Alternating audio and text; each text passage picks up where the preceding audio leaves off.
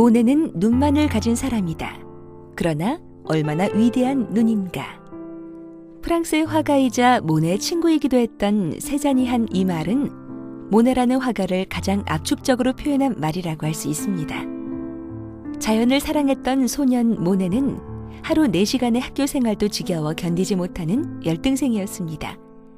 캐리커처를 내다 팔며 용돈벌이를 했던 소년은 본격적인 그림 공부를 시작하며 그때까지 당연한 것으로 여겨지던 아카데미 화풍이 아닌 자신만의 독자적인 화풍으로 그림을 그리기 위해 평생 연구와 관찰을 멈추지 않았습니다.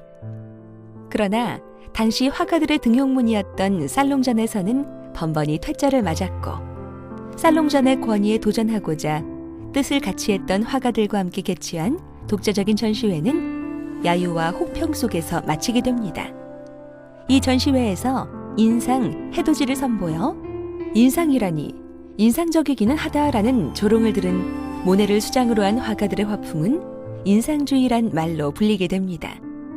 그림이 팔리지 않던 화가 모네는 식료품점에서 더 이상 외상을 못 주겠다는 말을 들을 정도로 가난에 시달리며 절망에 빠지기도 했지만 꾸준히 작품 활동을 계속하며 전시회를 개최하여 차차 대중들과 비평가들로부터 인정을 받게 됩니다. 든든한 후원자와 그림의 가치를 인정해준 친구들의 도움으로 작품 활동을 쉬지 않은 모네는 건초더미 연작, 루앙 대성당 연작, 수련 연작 등 아름다우면서도 새로운 그림들을 많이 남길 수 있었습니다.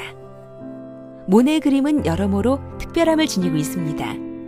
큰 특징으로는 연작을 많이 제작했다는 점, 그리고 대상 본래의 형태나 색이 아닌 빛과 대기의 영향을 받아 보는 사람이 인식하는 한순간의 인상을 화폭에 표현하려 했다는 점을 들 수 있습니다. 연작을 많이 제작한 것도 동일한 소재가 빛이나 날씨 등의 변화에 따라 달라 보이는 모습을 담아내려 했기 때문에 한 가지 소재로 캔버스를 바꾸어가며 그려낸 모네의 시도는 필연적으로 연작이라는 형태로 나타난 것이라고 볼 수 있습니다.